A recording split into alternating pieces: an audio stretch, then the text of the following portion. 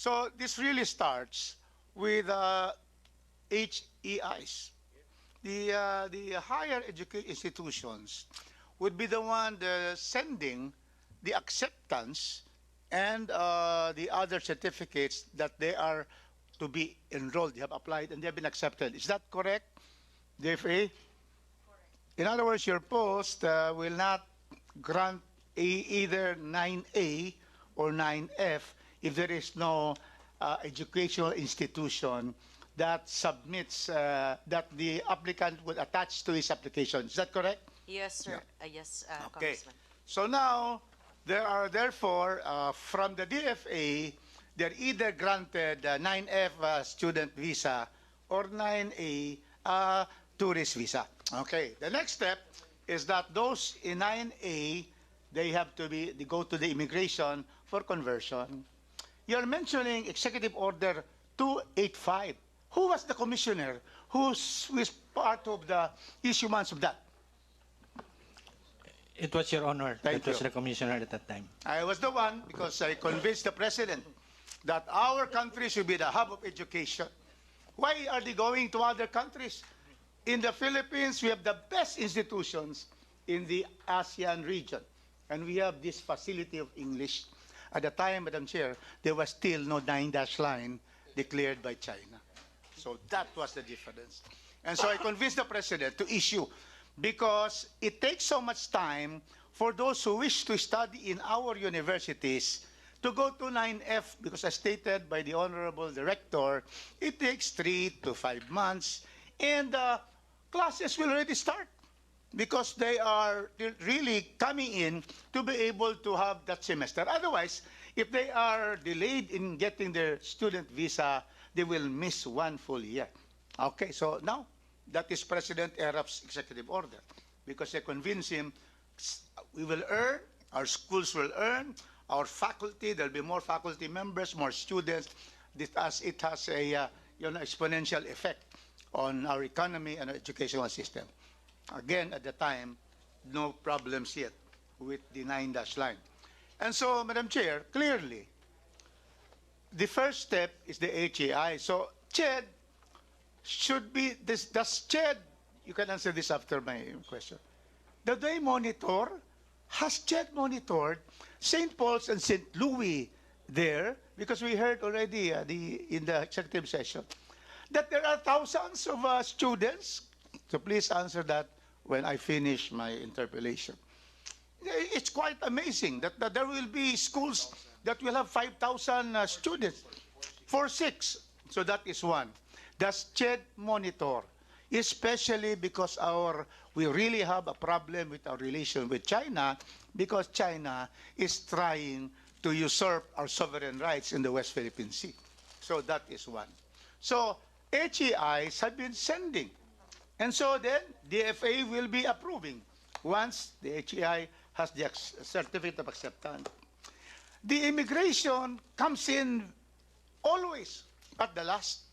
It is difficult to blame immigration, of which the best commissioner that we ever had was Marcelino Libanan. They cannot be faulted here because they are merely converting the visa already issued by the DFA, either of 9A, 9F, diretso na 9A, and so they are the last in the line. And so therefore, because the CHED, the HEI have already approved the acceptance of these students, DFA has also approved them as also 9A immigration, Madam Chair. This is not to defend immigration, because after me, Commissioner Libanan, we were commissioners, and we always make sure that's why we are now the co-authors of the new immigration law, which is 1941 vintage. So the immigration is the last in the step. And so therefore, I would like to ask, there is now an interagency, I'd like to ask the answers now of CHED, DFA, and immigration. You have met recently. How do you go about? Because there is now a national security concern. Because there has been, I will tell you now, there have been instances of students going to EDCA sites. I'm not going to give the particulars. There are now some purchases of land by Chinese in the EDCA sites. So how do we move forward to be very judicious in granting this? So may we know, the first one in the line is, of course, CHED, because those that is supervised, the HEIs, are supervised by CHED, and then they have allowed, the CHED has allowed 4,600 students why are they interested in Cagayan, Madam Chair? So that's the first one, and then we go to DFA. How do we move forward to be able to protect our national security? Thank you, Madam Chair. Madam Chair, on the level of the interagency committee, we have not yet done the monitoring because as I've mentioned po, we will consolidate po muna the data and information at saka po kami on-site inspection, spot inspection as directed by the rules po, Madam Chair. But on the level of the commission po, on our regional level, because of the flexible learning guidelines po namin, we have done a monitoring of that flexible learning guidelines po, Madam Chair. Tapos yung sa pinopoint out po ni Kong Rufus na why are we not yet monitoring the 4,000 students po in SPUP? As I've mentioned po, yung influx po talaga ng Chinese students came ng academic year 2023-2024 po, Madam Chair, because during the pandemic, it was really online. So wala po ang mga foreign students po at that time. So this year po namin i-conduct po yung inspection, Madam Chair. Interject lang, with your indulgence of Kong Rufus, Madam Chair. May tanong ko lang sa CHED, kasi sabi nyo last time na mag-update kayo for update or nag-convene yung interagency was April 24, 2024. Am I right? Yes po, Madam. Yes po, Madam Chair. But prior to that, kailan yung huli nyo bago kayo nag-convene ulit? Bago kayo nag-convene ngayong year? Kasi ito, tingin ko, nag-convene lang kayo dahil dito sa final natin. So ang tanong ko, kailan yung... Kasi provided yan dyan sa sinasabi nyo ngayon. Di ba? Madam Chair, based on the data of our OSTS, September 29, 2023 po, na nag-convene po yung interagency. Kailan? September 29, 2023 po. September 29, 2023 po. 23. National yan. The interagency po, Ms. Yung Madam Chair. sa regional. Sa regional?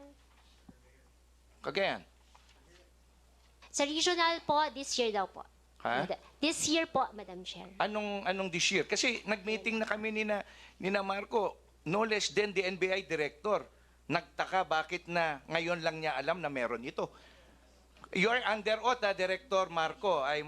Madam Chair, I'm reminding the director, no? Kasi baka may tendency ka makalimot, no? Ano lang natin to, on proper perspective lang.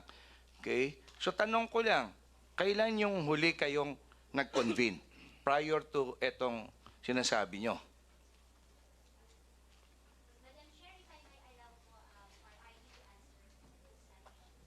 Madam Chair, kasi bago mo sagutin yan, I received information na yung last na update nyo was I think 2018. Sisiguraduhin mo lang, Director, yung dates mo, ha? Kasi under oath ka dito, wag kang remind lang kita, Madam Chair, no? If your dates is really true, no? Walang question 'yan, pero kung may problema ka sa date, it's another story. Okay? Yes, Madam Chair.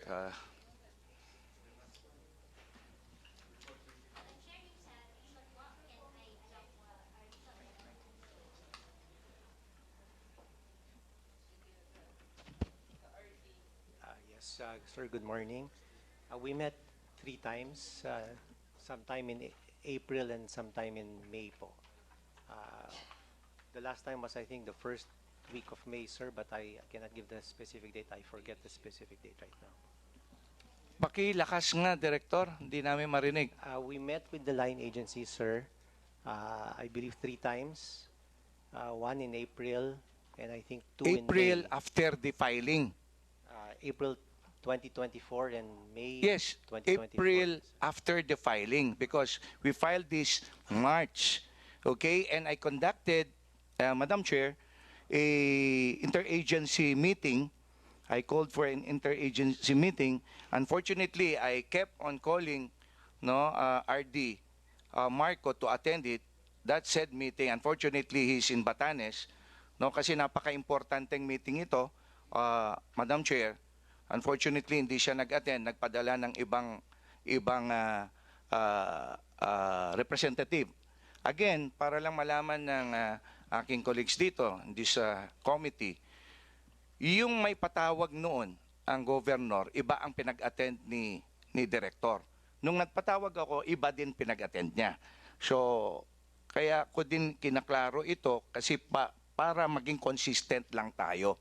No? Kasi wala naman tayong gustong palabasin dito, kundi yung katotohanan lamang para malaman natin kung anong magiging safeguard natin.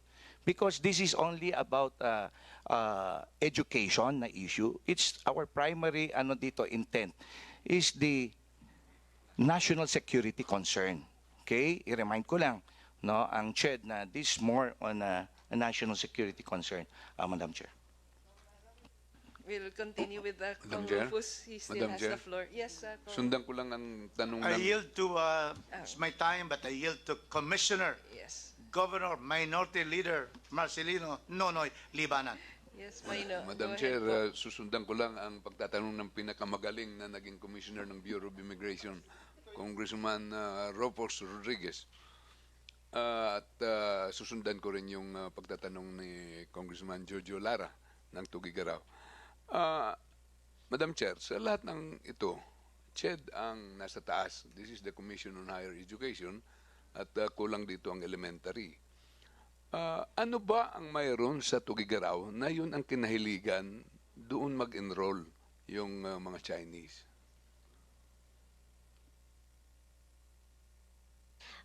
Sa dami nating universities, bakit sa Maynila maintindihan natin, 'di ba? Lahat papunta ng Maynila.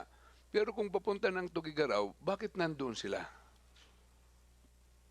Madam Chair, unfortunately po, baka po yung private higher education institutions po ang proper party po to answer that. Why are they enrolling po in Cagayan po, Madam Chair? Kayo po ang nagsusupervise dito, Madam Chair. So, kailangan natin ng mga data analyst dito lalo na't may national security issue tayo. Ano bang nalalaman ninyo? Ano bang bakit paborito ito doon?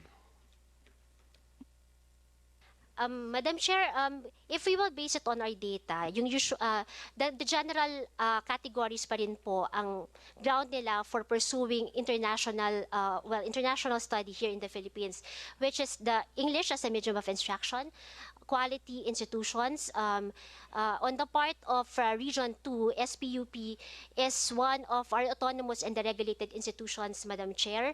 And of course, affordability po siguro, Madam Chair. Based on our data and based on our evaluation of foreign students pursuing programs here in the Philippines.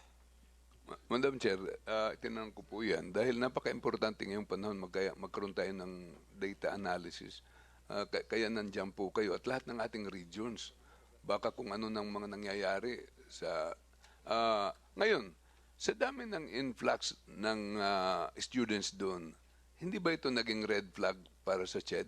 At mag-alarma kayo na kakaiba naman po ito. This is something out of the ordinary. Apo. Madam Chair, if I may answer po. Apo. Madam Chair, as I've mentioned po, doon po kasi doon sa trend po na pinapakita ko nga po sa inyo. Actually po, yung Chinese students, hindi po siya yung major number. Ang nationality po talaga na marami ang foreign students po natin, ay Indian nationals. And if we base it also on data, it's NCR which has the highest number of Chinese students po, Madam Chair. Kaya po, if we take a look at it in the aggregate po, Madam Chair, kaya po hindi pa siya, we did not see a concern yet at that time because yun nga po, if we base it on data, one, it's not the Chinese students with the highest number of foreign students, it's Indian nationals po. And then second, it's NCR po with the highest number. If we will base it on data po. But as I've mentioned po, if there are national concerns which could be raised by appropriately by the government bodies such as NICA and NBI as directed as pursuant to the interagency committee, then we will discuss that po in the interagency committee po, Madam Chair. And during our high-level meeting po, I don't remember that there were issues raised yet po. I understand that as of now po merong na-raise po na concern, but during our high-level meeting, hindi pa po na-raise yung national security concern po during our high-level meeting po, Madam Chair. Madam Chair, si Congressman Jojo Lara ay representative ng tao ng Cagayan. Siya ang magsasalita kung anong nararamdaman ng mga tao po doon. Nung nagsalita siya, I think, Congressman, last year, nagsalita na siya last year. What actions, if any, actions if any, did you take? Dahil nag-a-alarm na, nagsisend na siya ng red flag eh. Mayroon ba kayong ginawa? Madam Chair,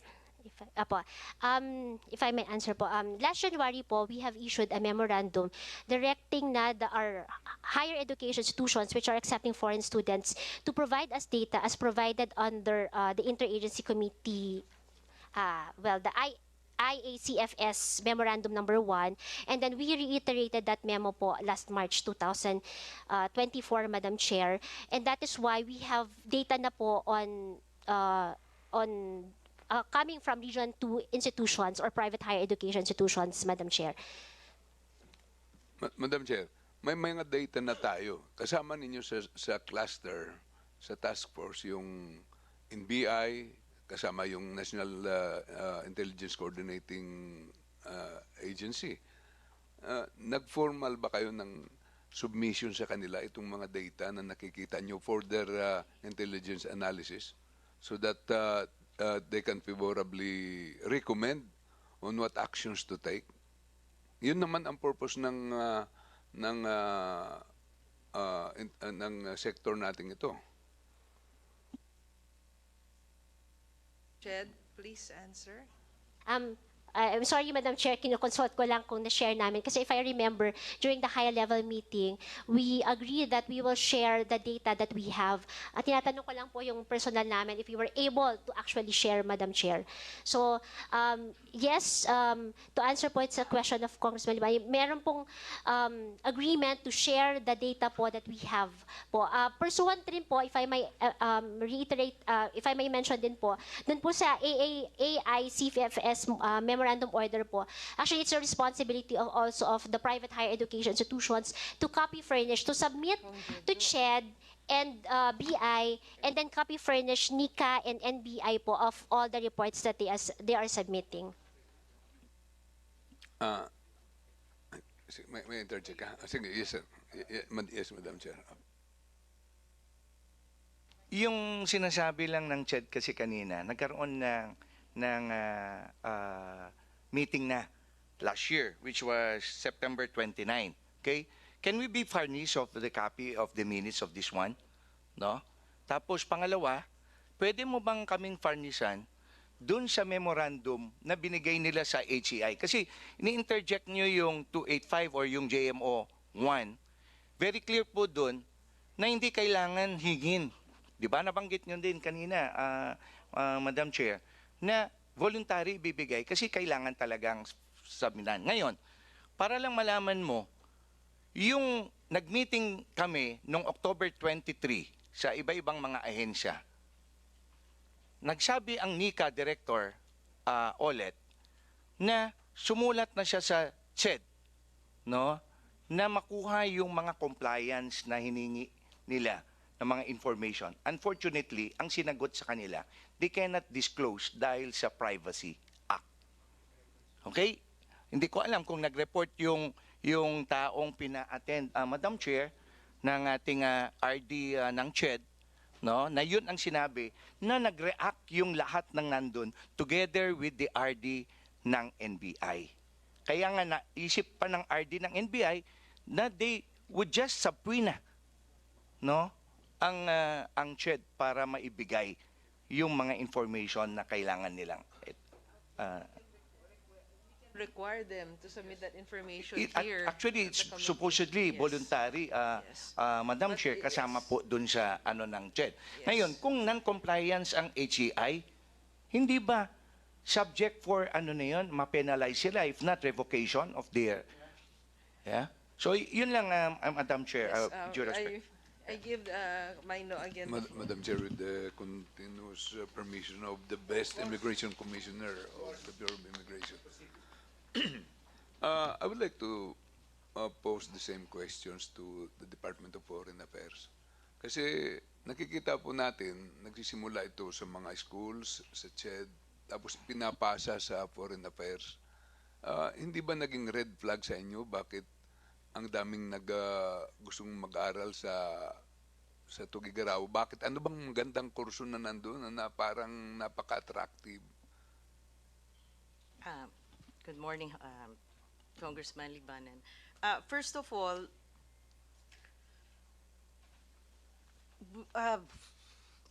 let me see. When we issue those 9F visas, mostly to Indians, tapos I think you're referring to the 9A, ang batayan po Yes, namin kasi is, number one, of course, we have to ascertain the authenticity of the documents, to the completeness of the submission of the requirements.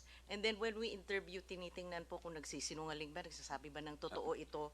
So yun po yung batayan namin Ma'am, po, to excuse me, issue ma'am. the visas and whether it corresponds to the purpose of the visit. Now, because of the joint memorandum circular that allows, yun nga ho, yung conversion facility, binibigyan po sila ng 9A, but then during the application process, they submit several documents that prove that they indeed are, number one, accepted in a university, and number two, they intend to study. So yun po yung batayan namin. Now, as for the, kung bakit po mas marami sa Cagayan, Kasi ma'am, I would like to sige. ilatag ko yung tanong na ito ng maayos. Kayo ang Foreign Affairs, kayo mismo ang front line sa problema natin sa West Philippine Sea. Di po ba? Alam nyo lahat yung mga issues dyan. At alam nyo yung EDCA site nandyan. Kayo ang Foreign Affairs ang nakikipag-usap sa international. At nakita ninyo, may EDCA site doon. At doon nag-a-apply sa inyo yung 9F, 9A conversion to student visa. Hindi nyo ba nakita yung numbers na ito at i-alarma ang ating ISAP, ang ating NICA, ang ating Immigration Commissioner bago mangyari ito lahat? Yun po ang tanong ko, Madam Chair. Every month, we have the monthly visa issuances report. So in that specific report, nakalagay po yung kung ilan ho yung issuances. Now, we don't have, yun nga lang, yung detailed information as to which schools they are enrolled in for the 9F or the 9A. Yun po yung... Moving forward, This is sana our practice. magkaroon tayo ng data analysis at mga recommendation dito. Kasi hindi lang naman tayo pasa-pasa dito. Kailangan naman natin mag-analyze at mag-isip. Madam Chair, gusto ko rin tanungin ang ating Commissioner ng Immigration. I have to therefore come in now because we have an interjection for CHED. I have not asked the DFA and the immigration. So if you'll allow me, I'll continue with my time. Of course, Madam Thank you Chair, very of much. course. Just going back before I go to the other two, going back, are you aware that the students, these Chinese students, they pay 1,200,000 each to be enrolled in these colleges in Cagayan? 1,200,000 each to the school. Does not it give you the red flag that something is, not normal? Do you know? Have you investigated that? How much they are charging? I was informed that it is 1 million per student to enroll. Yeah, please answer the chat.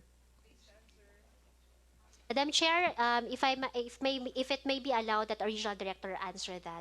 Considering po, yung monitoring po kasi ay, sila po ang nag-conduct. Alam ba ni Director yan na ganun ang bayaran doon?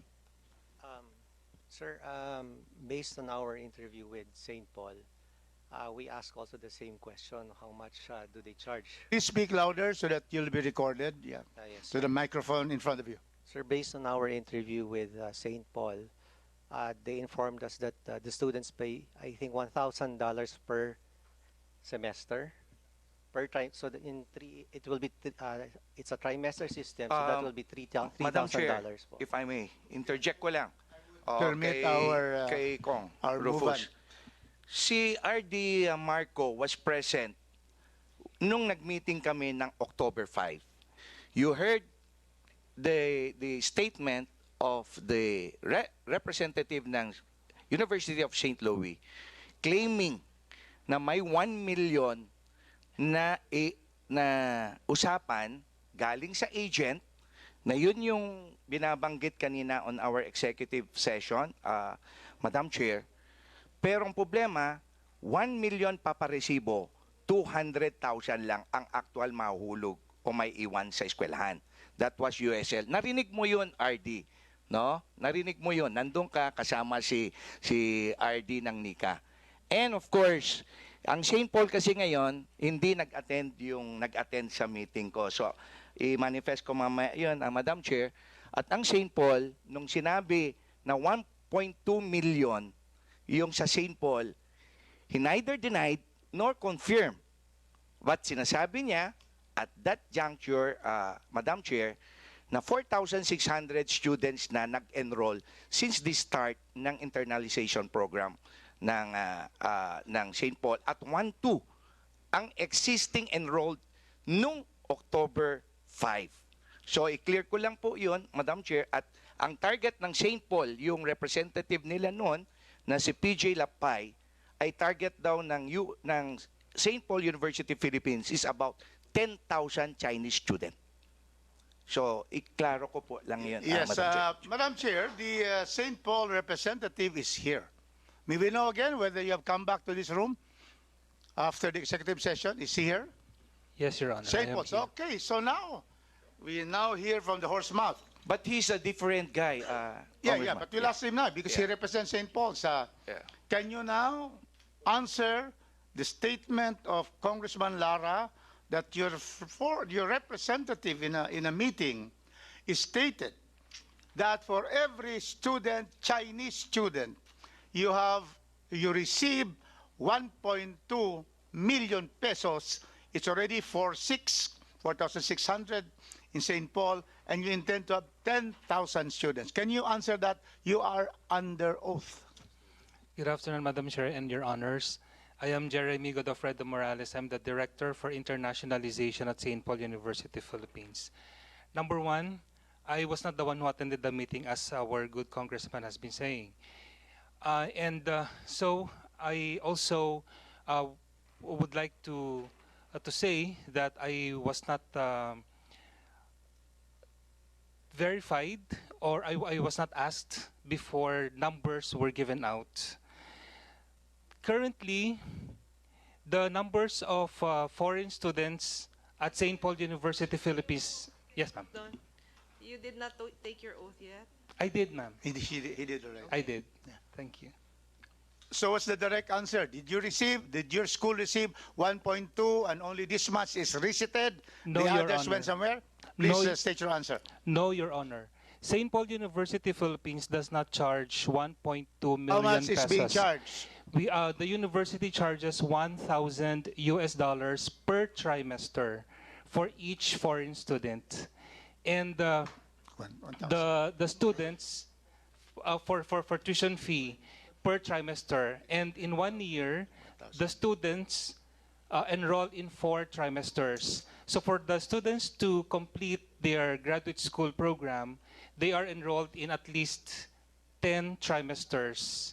So if we put together that $1,000 times 10 per trimester times 10 trimesters, that's only $10,000.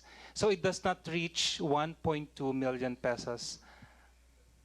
It will reach 580,000 per 80. It's now 58.6, so it's almost a million also. But anyway, that is your answer, and we will go further here, and you are under oath. So, Madam Chair, just to wind up, because we're winding up, I now go to the DFA. You are, as stated by my good commissioner and chairman and minority leader, you are in the forefront of protecting us. How many note verbals have we issued against China for this violation since the President PBBM assumed office? How many notes verbal for the intrusion of these Chinese vessels in our sovereign West Philippine Sea? Thank you, Congressman. I would like to answer that, but I am not in the Office of the Maritime of Ocean Affairs Center. That is I am all with over the the Visa papers, Division. Director But Feliciano. I know there have been several It's about hundreds. 350. Yes. It's in the papers. Yes, Me, sir. even if I'm not in the DFA, I know because I read. Every day almost, we have about verbal. So, were you not alarmed that, for example, EDCA site, Cagayan, Santa Ana, the naval port, in that part, and then near, proximate to Batanes, which China is trying to claim and to really get. Were you not alarmed that these are just too many in a particular place? Okay. Thank you, Congressman. So before I answer your question, I want to add something more to the previous. Okay, so aside from the authenticity of the documents, the identity of the applicant, and the purpose of visit, we also, of course, ascertain whether a certain foreign national is a security risk, which is why we conduct security clearances with BI and NICA, and we work closely with them. So yun po yung basis namin to ascertain whether a certain person You is... didn't find that a large influx of Chinese students will not be a security risk? Huh?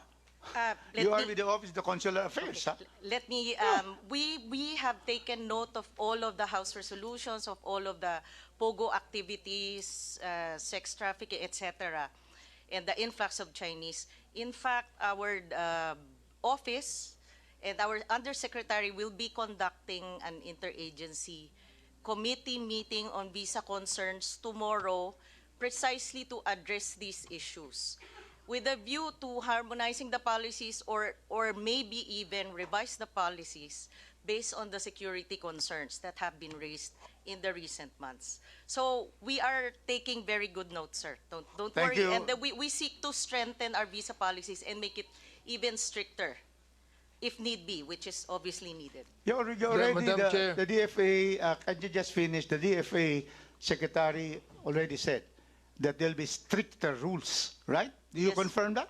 Yes, That sir. the DFA has now issued to all consulars, especially China, to be stricter on issuances to the Chinese students or nationals coming in. Finally, I'll wind up already. Thank you, DFA, Director Feliciano. We go now to immigration.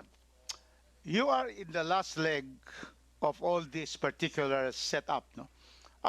When your immigration student desk, when they issue the conversion from 9A to 9F, did you make sure that all the requirements that were required by the DFA and schools, that they were all present when you converted this particular visas? Thank you, Your Honor.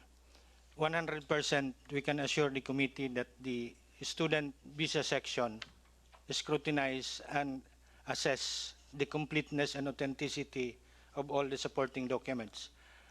And to add, we only issue student visa conversion if there is a notice of acceptance from the school and that school is authorized to accept foreign students.